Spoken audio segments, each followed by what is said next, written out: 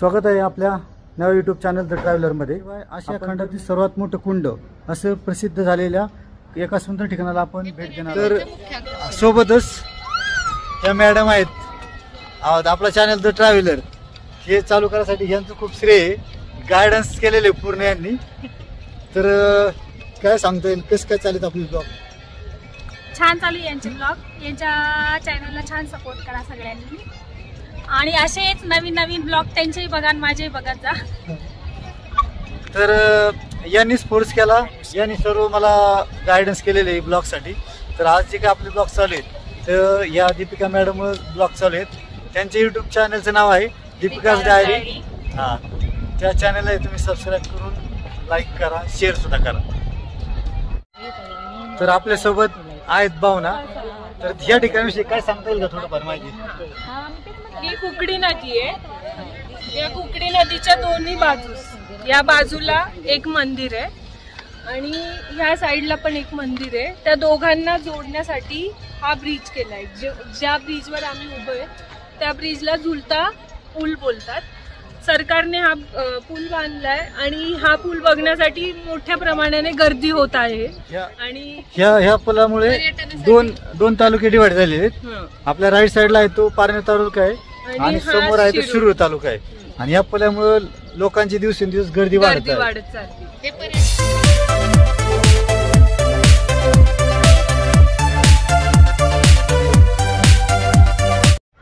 आज आपण पुणे नगर जिल्ह्यातील सीमेवरच्या गावाला भेट देत आहोत। नदीच्या खनन कार्यामुळे तयार होणारे एक रूप म्हणजेच रांजणखळगे, त्याला इंग्रजी भाषेत पॉट होल्स असे म्हणतात। स्थानिक लोक याला कुंड असेही म्हणतात। आता आपण निगोज गावातील कुकडी नदीवर आहे। निगोज गावात यायचं तर कुकडी नदीचं पात्र पाहण्यासाठीच। चला तर मग आता जाऊयात रांजणखळगे पाहण्यासाठी। ते एक निसर्गाचा एक अद्भुत चमत्कारच आहे। आज आपण देवी मळगंगा त्यासोबतच रांजणखळगे म्हणजे स्पॉट होल्स ट्रॅव्हल करत आहोत। याविषयी माहिती देतील। मी जिथे बसली आहे ते खळगे आपण बघितले, तुम्हाला यांनी दाखवलेच की किती सारे खळगे आणि त्याच्या समोरच एक नदी आहे, वाहती नदी। त्या मागे जे दिसत आहे तो झुलता पूल आहे। तो पूल एक आकर्षक म्हणून इथलं एक आकर्षण ठरलंय आणि तो बघण्यासाठीच तर अर्धी गर्दी तर तो बघण्यासाठी असतं आणि एक आकर्षक म्हणून इथे खळगे आहेत। तर तुम्ही नक्की या इथे, कारण आम्ही येऊन इथे 2 तास झाले, आम्हाला उठायची काही इच्छा नाही होते। आम्ही केव्हापासून बसलोय। आता उन्हाळा आहे त्यामुळे आम्ही संध्याकाळी आलोय आणि मी सांगेल की तुम्ही संध्याकाळी नाही तर एकदमच सकाळी या। पण बेस्ट राहील संध्याकाळी, सकाळी आलं तर ऊन वाढत राहील तर तुम्ही थांबू शकणार नाहीत।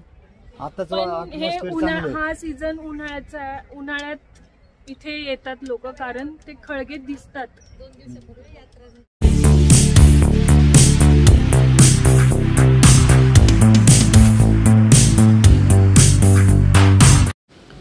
साधारणपणे 200 मीटर लांब व 600 मीटर रुंद इतक्या खडकाळ भागांमध्ये रांजणखळग्यांचे विविध आकार पाहायला मिळतात। काही रांजणखळगे खूप खोल असून वेगाने वाहणाऱ्या पाण्याच्या प्रवाहाने रांजणखळग्यांची निर्मिती झालेली आहे। या रांजणखळग्यांचा शैक्षणिक अभ्यासक्रमातही समावेश झालेला आहे। या खळग्यामुळे कुकडी नदीच्या सौंदर्यात अजून वाढ झालेली आहे।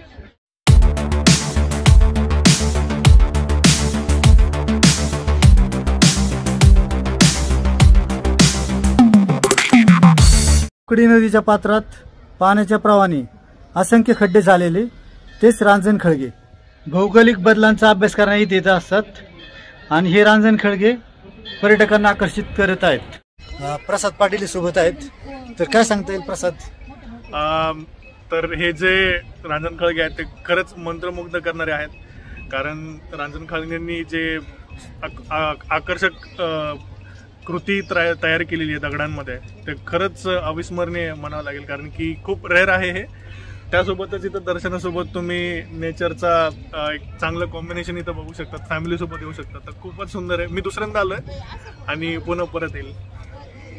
थोडक्यात प्रसादने आम्हाला स्पॉट दाखवलेला आहे, तर नक्की विजिट करा, चांगला स्पॉट आहे हा। येथे वेगवेगळ्या प्रकारचे वेगवेगळ्या आकाराचे लहान मोठे असे रांजणखळग्यांनी भरलेले नदीचे पात्र आहे। हे रांजणखळगे तयार होण्यासाठी हजारो वर्षांचा कालावधी लागतो। रांजण खळग्याची तुम्हाला हाईटचा एक अंदाज येईल. प्रसाद, हाईट किती आहे तुझी? माझी हाईट 6'1" आहे आणि हा खूपच मोठा आहे, खूप हा. डीप आहे, 7-8 फीट असेल. काय काय फील होते रांजण खळग्यामध्ये येऊन? पहिले तर बिलीव्ह होत नाही की नदीच्या पात्रामध्ये भूगर्भामध्ये असं तयार झालेलं. आणि हे सर्व आहे ना फक्त पाण्याच्या प्रवाहानेच तयार झालेले. हे निसर्ग म्हणजे नैसर्गिकरित्या तयार झालेले रांजण खळगे आहेत सगळे.